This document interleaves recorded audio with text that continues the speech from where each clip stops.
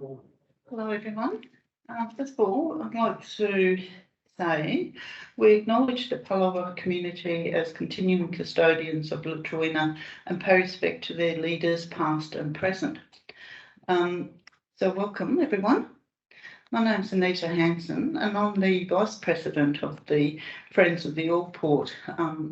Amanda can't be here today, so she's put me in charge, but she has written a script for me. So I'm delighted to introduce Anne Cripps today, a member of FOTA, to talk about her very beautiful, recently published book, Gardeners, Plants, Collectors, Friends, Hobart Town and Beyond, which is the culmination of many years of research in libraries and other institutions in Australia and the United Kingdom. Anne is a garden lover and historian who has lectured and written for many years on all aspects of Tasmanian garden history. As a consultant, she has advised on the restoration of some of Tasmania's significant colonial gardens and landscapes, and her own garden is a worthy example. Anne will focus on the fascinating network of gardeners and plant collectors who are represented in the Allport Collection and who have contributed to the horticultural history of Van Diemen's Land. And here's Anne. As a history and garden lover with a background as a librarian, I have always been interested in researching and writing about historic Tasmanian gardens. However, my interest still soon widened to encompass the people, nurseries and plants that were so involved in the development of these gardens. In 1980, I was one of the attendees at the inaugural meeting of the Australian Garden History Society. The Society was formed with a view to bring together all those with an interest in garden history. Its primary aim was to promote interest in and research into all aspects of garden history, including horticulture, landscape design, botany and art. The early gardens were at first utilitarian, as there was a need for the colony to become self-sufficient. As gardens became more productive, the early gardeners and nurserymen realised the wealth of opportunities for plant collecting and creating gardens that were a source of enjoyment and leisure. In addition, the development of Hobart Town and the discovery of our endemic flora involved a worldwide network of gardeners, plant collectors, nurserymen and friends. They came together to send plants and seeds to the colony, and in return, rare endemic plants were sent to friends, nurseries and botanical collections around the world.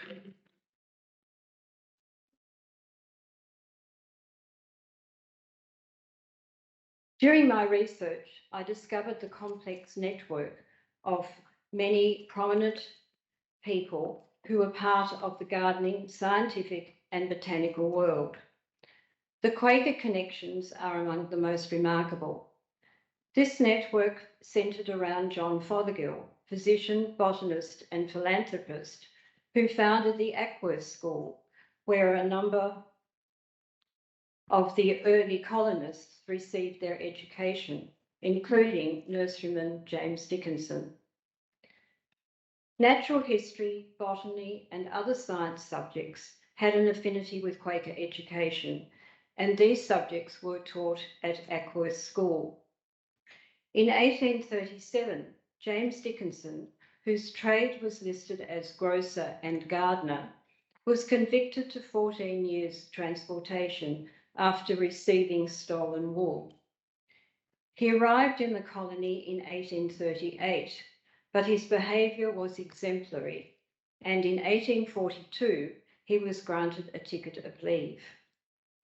As a Quaker, he attended the Friends Meeting House in Murray Street. The Society agreed to rent him part of their premises, together with some vacant land, for the purpose of establishing a business as a nurseryman and florist. In 1844, an advertisement in the Courier announced that James Dickinson, florist, had Huon pine and other Tasmanian plants and seed for sale, which he could send to any part of the world. Dickinson was amazed at the majestic trees and the imposing grandeur of the scenery he encountered during his plant collecting excursions on Kunani, Mount Wellington. In 1845, using the nom de plume tyro, Dickinson wrote a letter to the editor of the Courier about his discovery of the Wellington Falls. And I quote, "My object in writing this is to inform the inhabitants of Hobart Town that they live within 10 miles of as magnificent a piece of scenery as any country can boast of. A scene where the wild, the grand and the sublime are merged in the romantic, the stupendous and the terrible. A scene which I find it utterly impossible for my pen to do the least justice. Consequently, I must remain satisfied by directing the steps of the lovers of the sublime to where they can demonstrate the impossibility of giving a written description of nature in its wildest form." The article inspired many of the inhabitants of Hobart Town to see for themselves the Wellington Falls, and who better to be their guide than botanist James Dickinson. In April 1845, the Courier reported that James Dickinson had guided friend, mentor and esteemed townsman Mr. G.W. Walker and 6 of his friends to the Wellington Falls.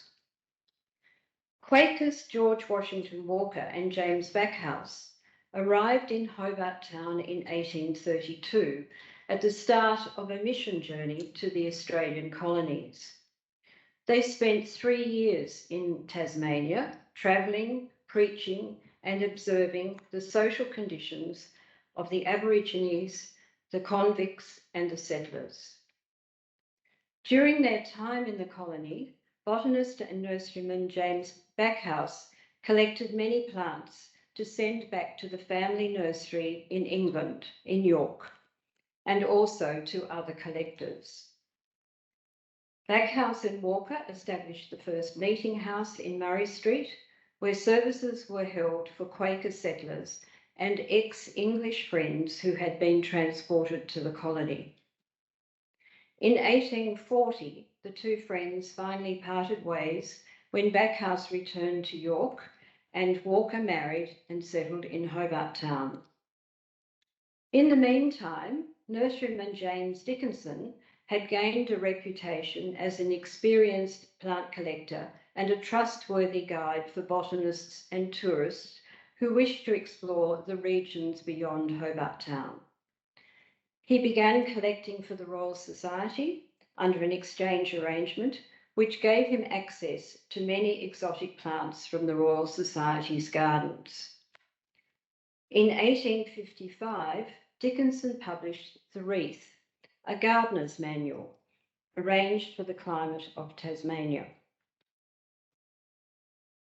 The work was dedicated to the Honourable Richard Dry, the first Speaker of the Legislative Council in Tasmania and patron of the Hobart Town Gardeners and Amateurs Horticultural Society.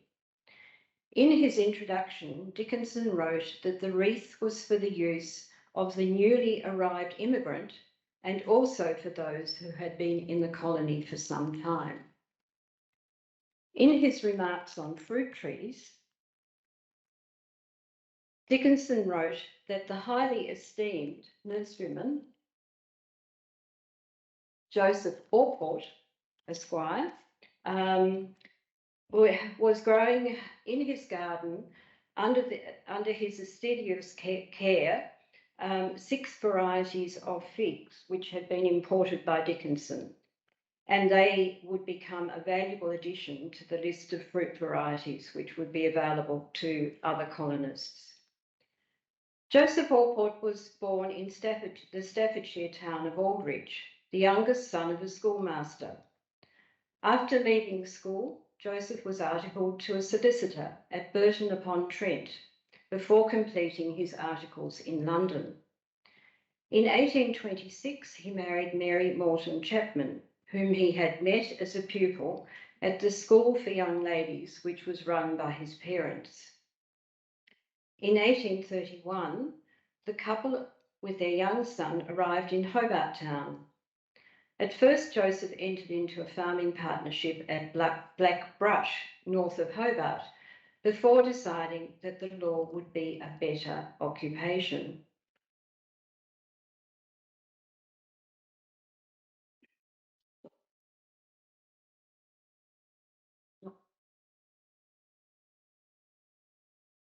The family returned to Hobart Town, living at Fairy Knowe in Liverpool Street, where they established a garden.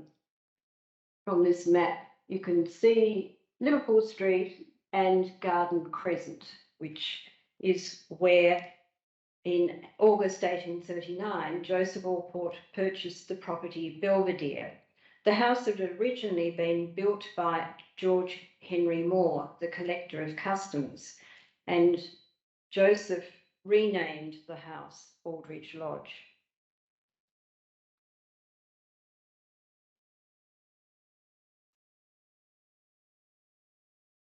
Sorry, technical hitch. It does now. It's very reluctant to move.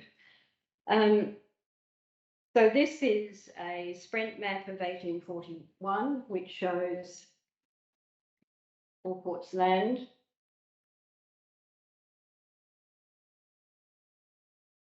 And if it moves on to the next one, which it's not going to do,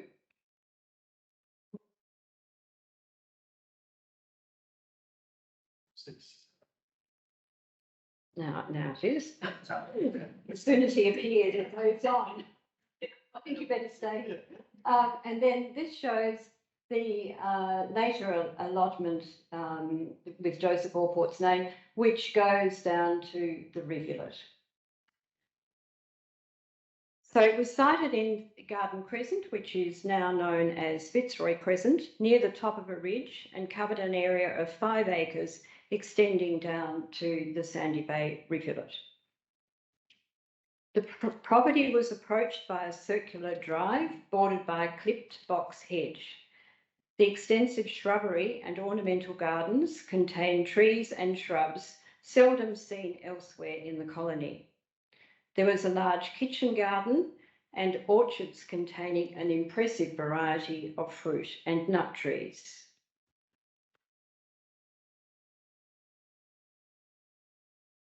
In December 1852, shortly after his arrival in Hobart Town with fellow Quaker missionary Robert Lindsay, Fredrick Mackey was invited to visit solicitor and horticulturalist Joseph Allport. From Mackey's extensive journal entry, there is no doubt that he was most impressed with the orchard and kitchen garden at Aldridge Lodge. Mackey was also fascinated to see Allport's collection of Tasmanian species growing among plants imported from New Zealand and South Africa.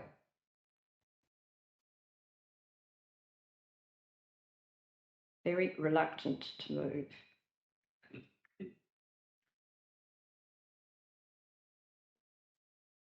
So this is the cover of one of Mackey's notebooks, which is very small and tissue paper thin paper, written in it, and then delightful sketches. But this is the reference to the garden belonging to Allport, Olport. And I will quote, "In the morning I visited an excellent and extensive fruit garden belonging to Allport, a lawyer in town.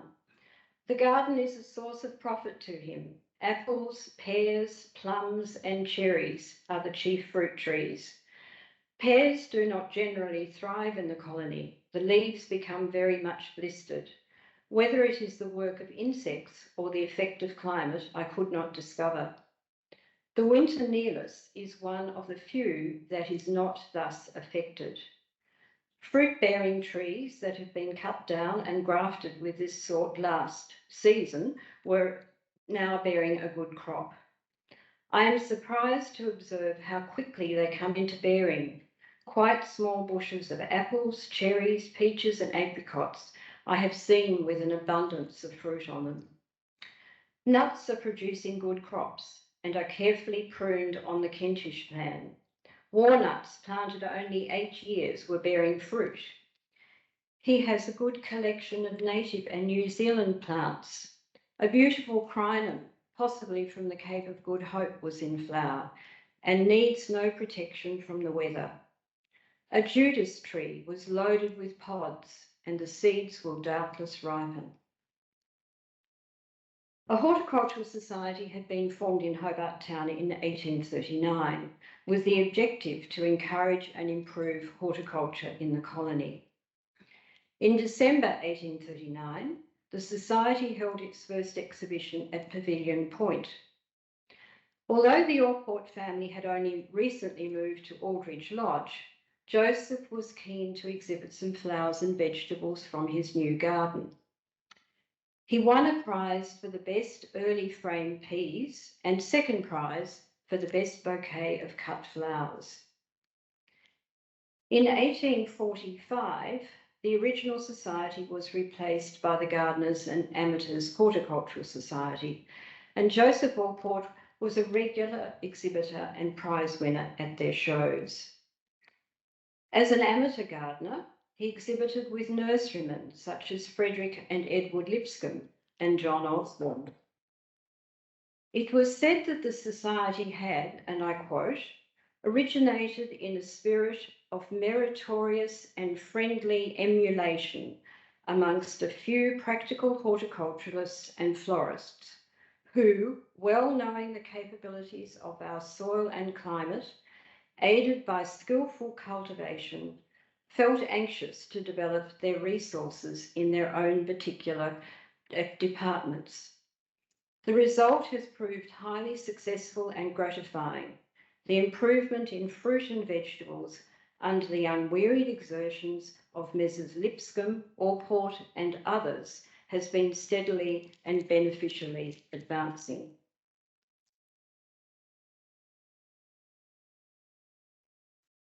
This broadsheet catalogue, published by Fredrick Lipscombe, lists an amazing variety of seeds and plants that were available for sale in the colony in the mid-19th century.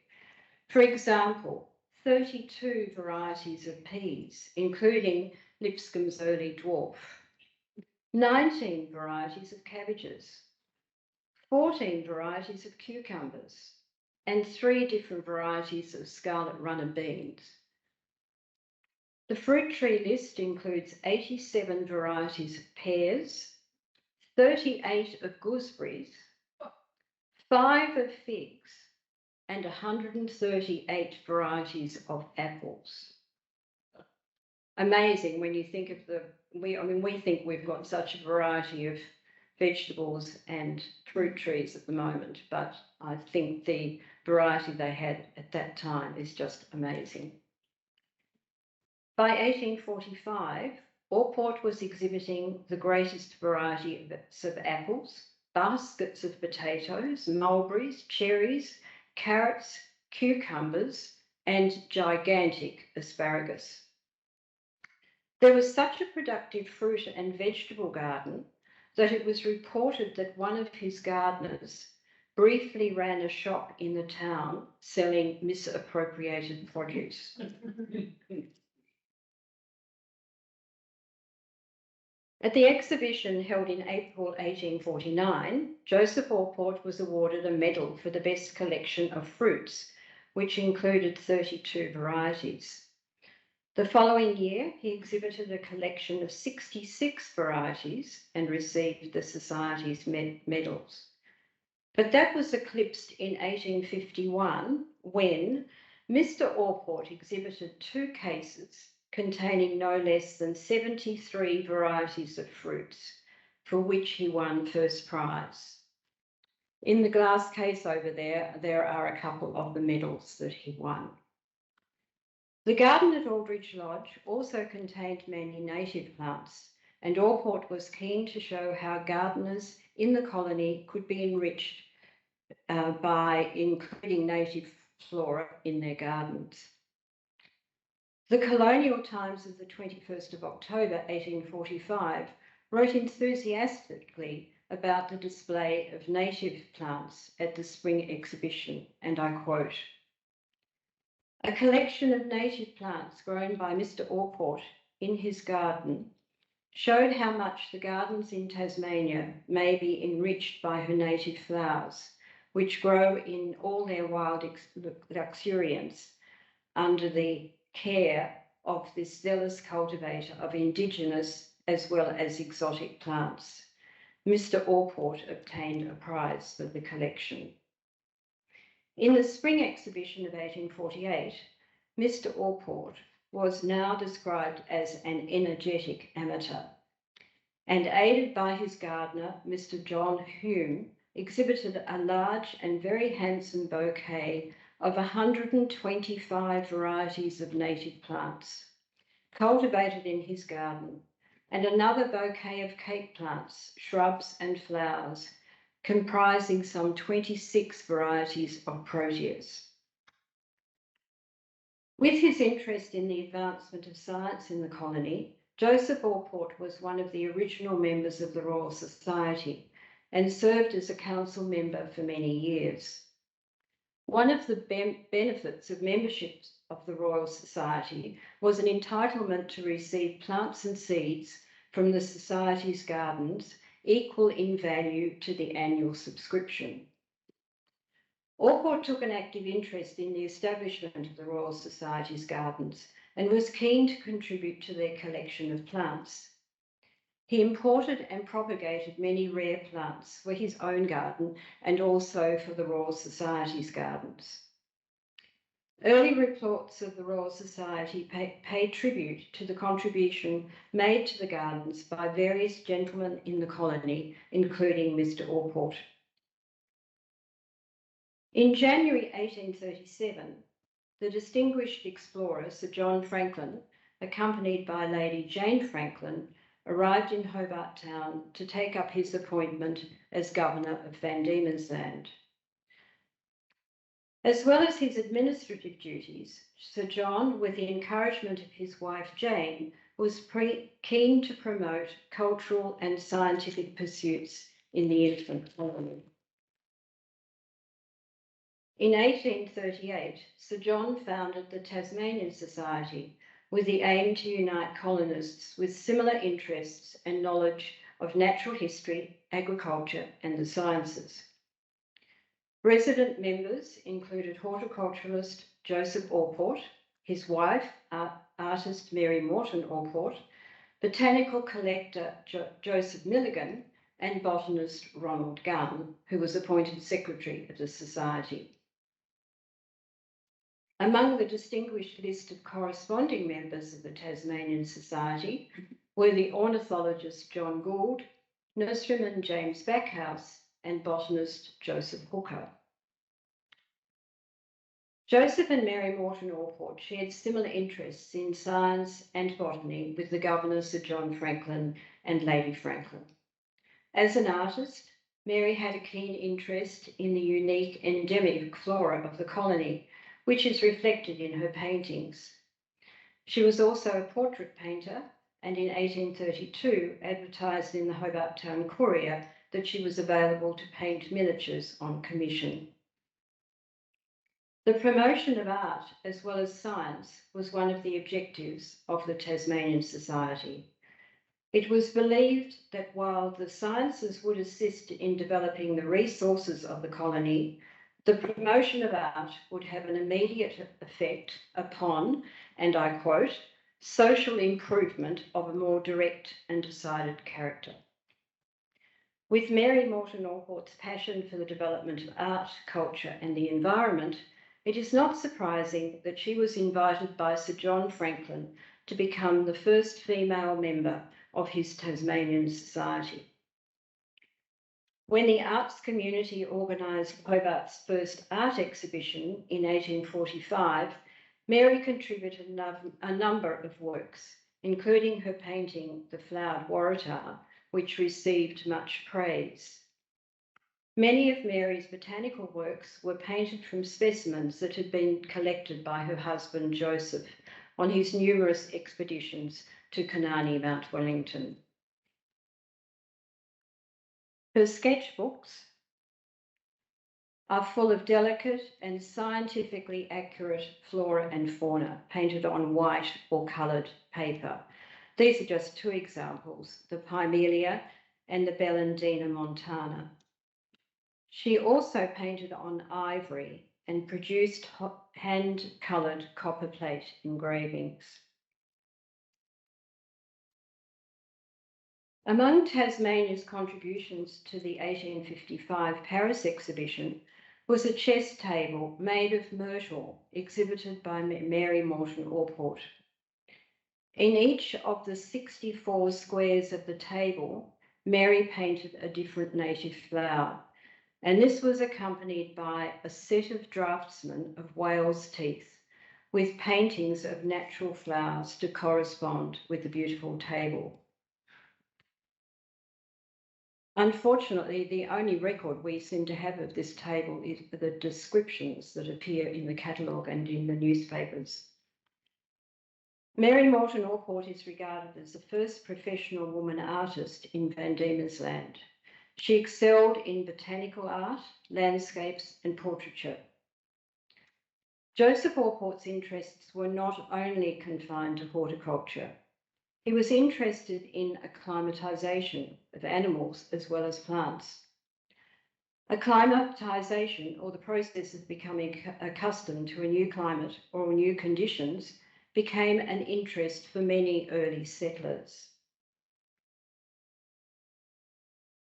In 1842, Joseph Allport was one of the first to introduce live fish into Australia when he imported freshwater perch and tench from England. These he successfully reared in ponds he had constructed at Aldridge Lodge, adjacent the rivulet at the bottom of the garden.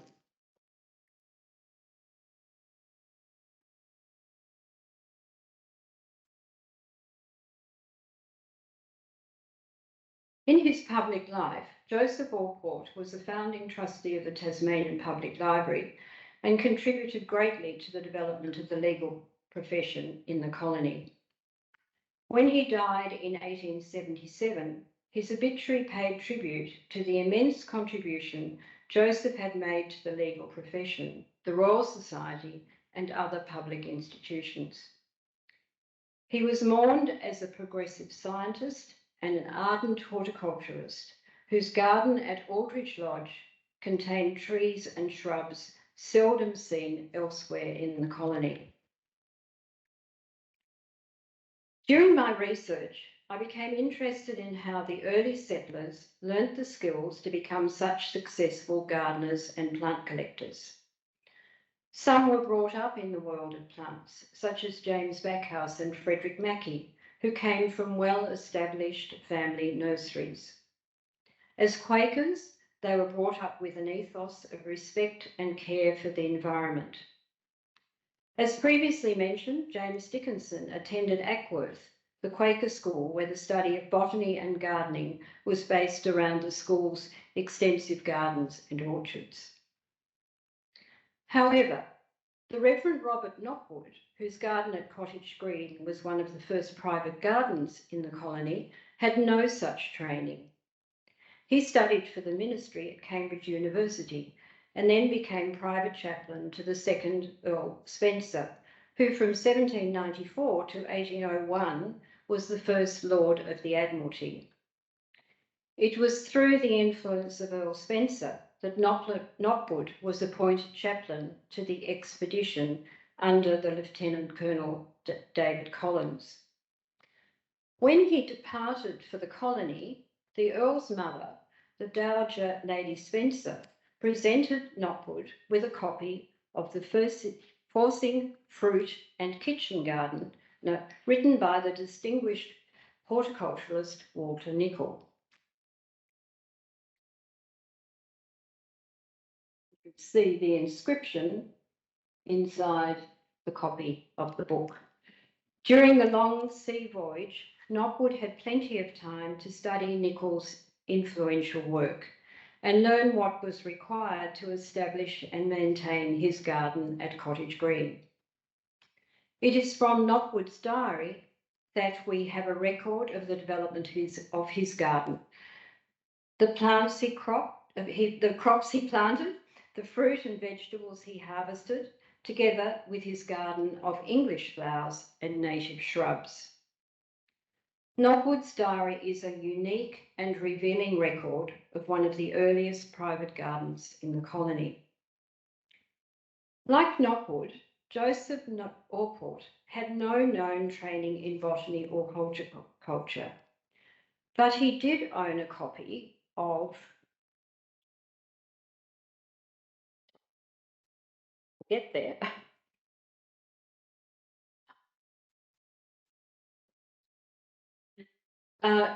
The English Gardener, or a treatise on the soil, enclosing and laying out of kitchen gardens, on the making and management of hotbeds and greenhouses, and the propagation and cultivation of all sorts of kitchen garden plants and of fruit trees, whether of the garden or the orchard, and also on the formation of shrubberies and flower gardens, and on the propagation and cultivation of several sorts of shrubs and flowers, concluding with a calendar. Just relate that description back to the description of the Allport's garden. The book was published in 1829, a few years before the Allport family left England. And you can see Allport's signature at the top there.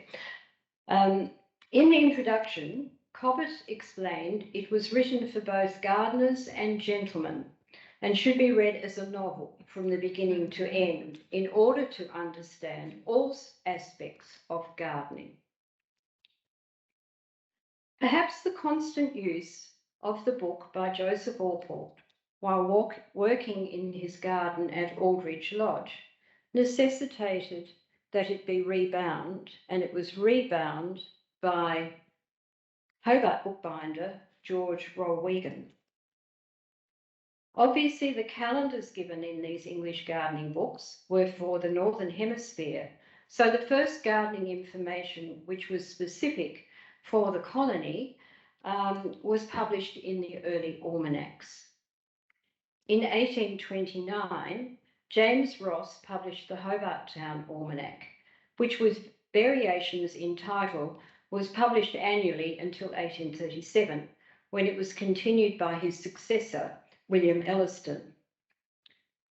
The Hobart Town Almanac for the year 1832 contained, and I quote, a brief gardener's calendar pointing out the principal operations and periodical objects of attention requisite for a garden in the meridian of Hobart Town. The monthly entries contain information on planting the kitchen and flower garden, pruning, plants suitable for flower borders, and remedies for pest and weed control. For the month of December, Ross recommended that the residents of Hobart Town take time to visit the gardens of their neighbours, because this would give them the opportunity to learn some hint, and it also may be useful to put that hint into practice, or they may have the opportunity to interchange seeds and plants. The son of the Scottish writer, James Ross was educated at Marischal College, Aberdeen, where he qualified as a Doctor of Law in 1818.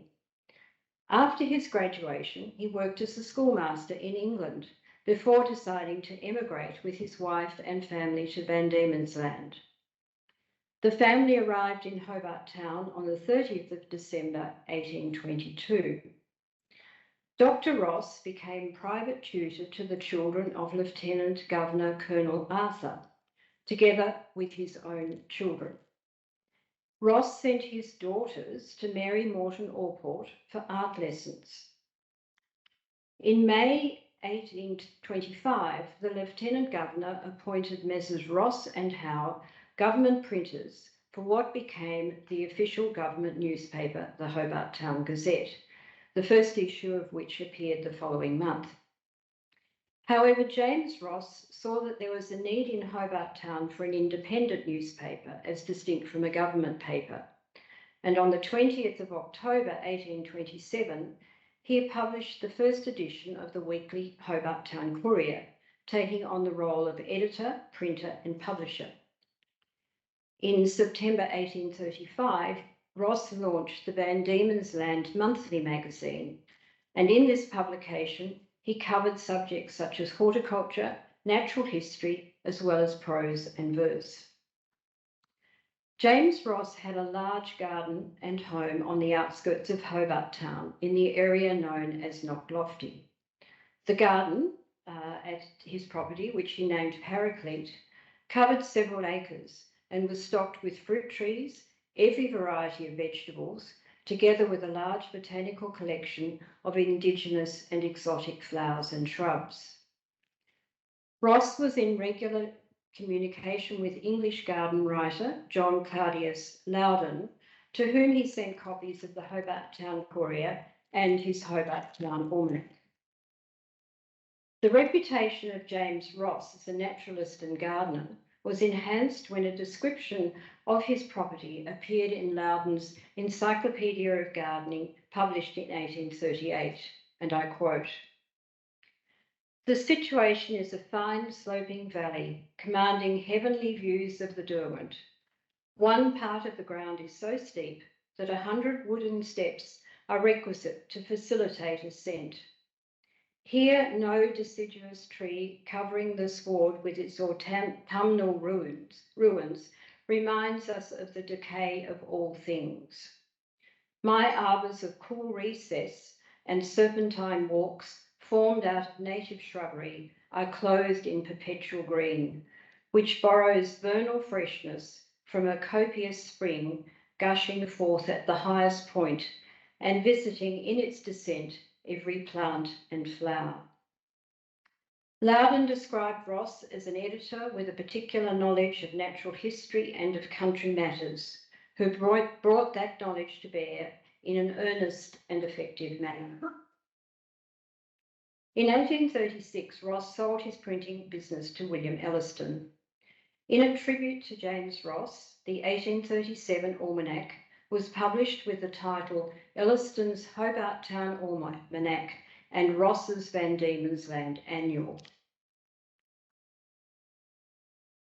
The frontispiece is a posy of native flowers drawn by Mary Morton Allport and hand-coloured by her pupils, the daughters of James Ross. In that close-up in the far corner, you can see Mary Morton Allport's initials. William Elliston wrote that Dr. Ross's annuals present the most useful and practical knowledge yet published with a reference to Van Diemen's Land. And this is the quotation. In 1831, Dr. Ross published the Gardener's Calendar, which was highly spoken of at home and has been of singular service to immigrants who have subsequently arrived in the colony and were unacquainted with the character and culture of the soil. The Gardener's Calendar predates by 7 years the Manual of Practical Gardening, which was published by Hobart Town nurseryman Daniel Bunce. It was originally published in 12 monthly parts between July 1837 and June 1838, before being published as a complete book. In this talk,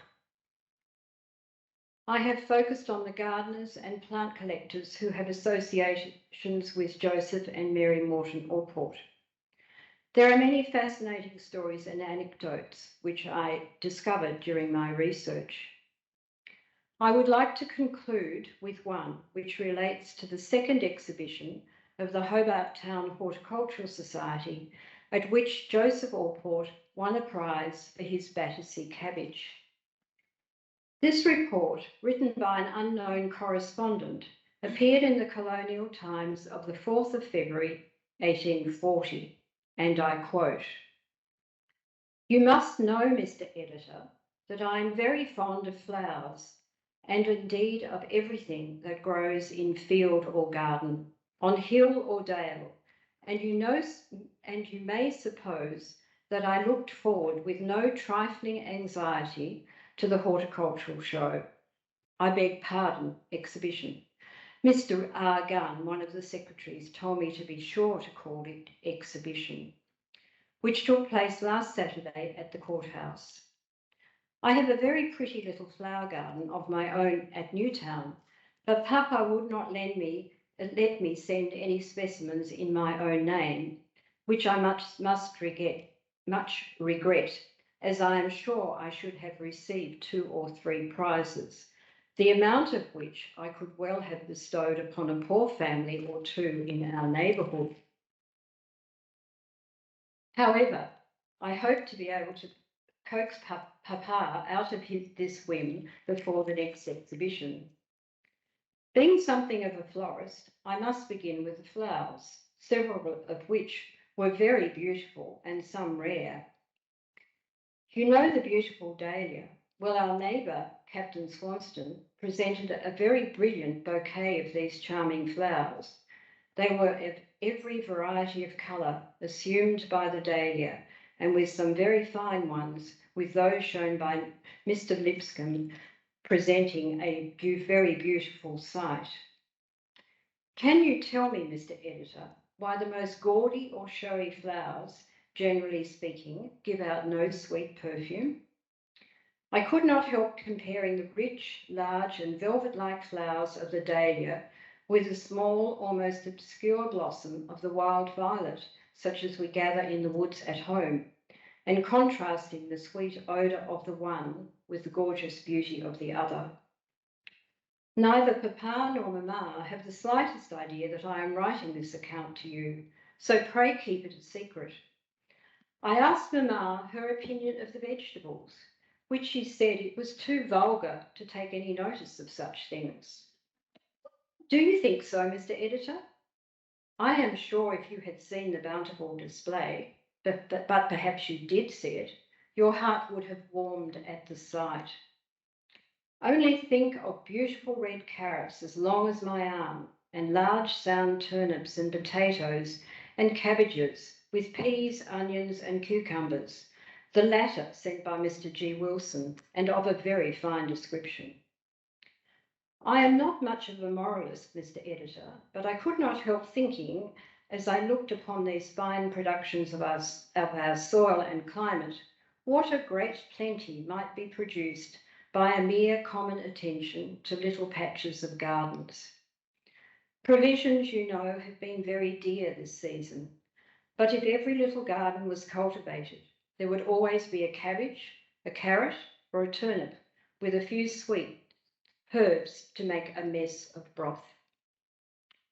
I never wrote for a newspaper before, but I promised to let you have this account. I have been bold enough to do so, but for goodness sake, do not breathe a syllable of the matter to anybody.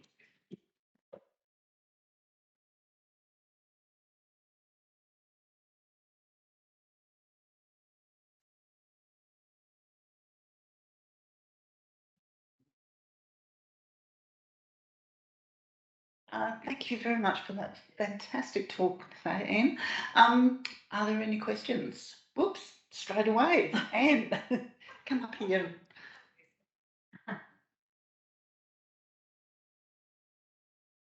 What happened to the large gardens in the James Ross Gardens? They just redeveloped land? I think the land redeveloped. I haven't done a search to find out if there are any mature trees that remain from those gardens, but there might be somebody else in the audience that knows that. I mean, this is quite often a telltale to see some of the mature trees, and certainly be wonderful. I think there's somebody in the Jill, you'd like to make some comments? I think that Aldridge Lodge was removed and Yes. it probably became Aldridge which is part of Jane Franklin Hall in South Hobart. Yes, At yes, 6 Elbow. yes. And there is a little pond there as well.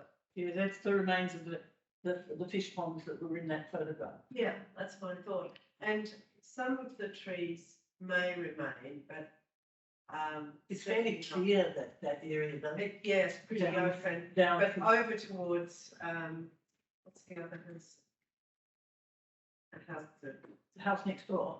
yeah, just that there's quite a big stone house. I've forgotten its name. It hasn't named it.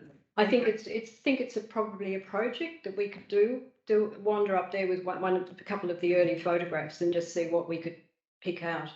Yeah.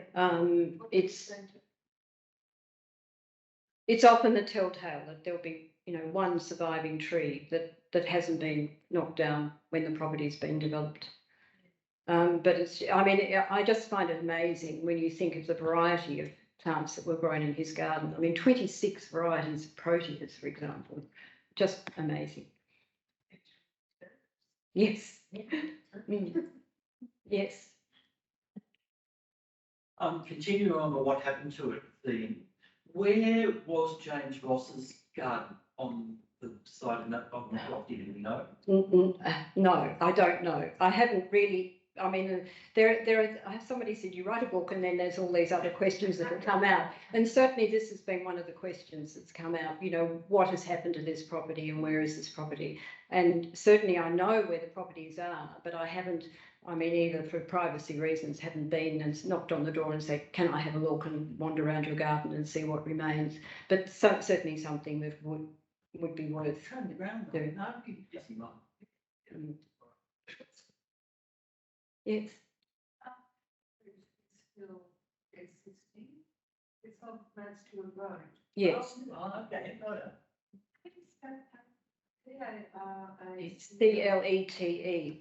It's actually a street called. Paraclete. Yes. Yeah. And was that owned by Ross? Is that? Yes. Because I used to teach at Mansfield Primary and they had one of the houses of the school was called Ross.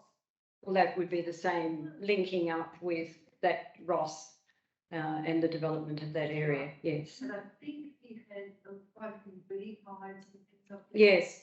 Bees is very interesting part of my research. I just you think of bees and gardens, and you think of the European bee and the native bee, and that is a fascinating story about how the settlers very early on realised that the native bee wouldn't be as useful in propagation as the European bee.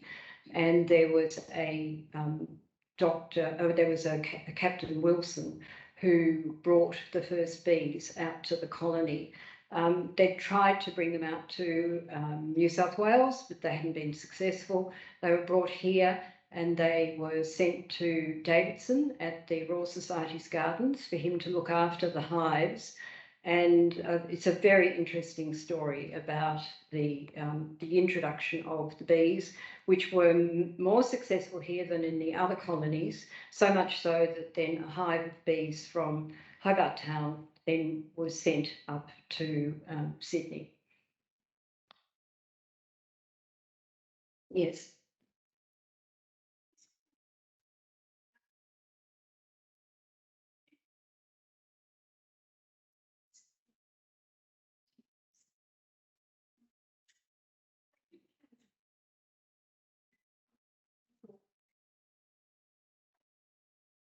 There would have been an original painting. Yes.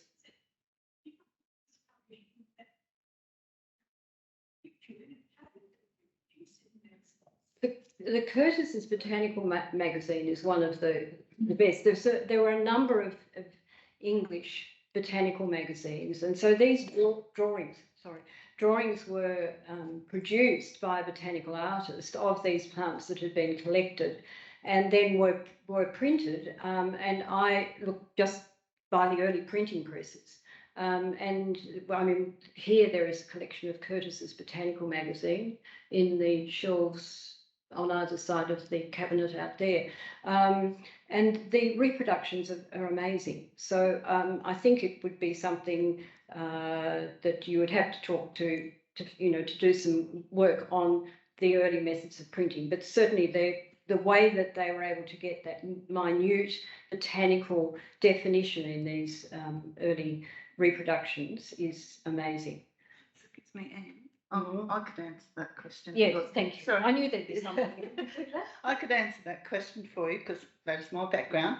From the first mass reproductions were things like woodcuts, and then they go into etchings, and then finally, like these ones, would be lithography, and they're printed in just black outline and then all hand coloured, which is why usually the books were quite expensive and quite rare, even for those days, because a print run of probably about 1,000 would be the maximum they could do. And then eventually it went into chromolithography, which is the multicoloured printing process, sort of after, or sort of a mass production of colour.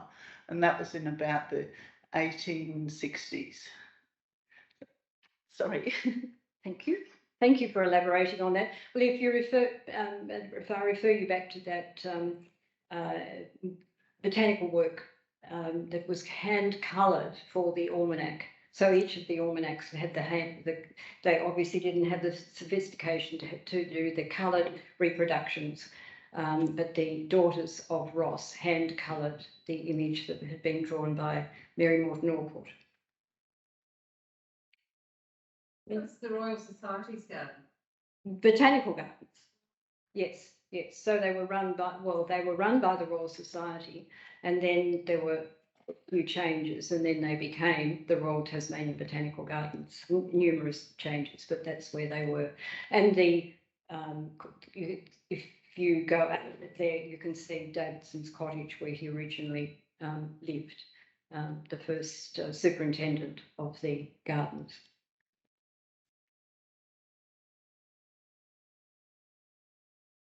Okay, so I'd like to just finish with Amanda has asked me to say, if you aren't a member of FOTA, you're quite welcome to join up, and I think there are forms out in the gallery out there, and also the people in the Allport people here have asked me to please to note that there is a new collection of botanical cards available in the gift shop. But if you'd like to once again thank Anne for this absolutely wonderful lecture today.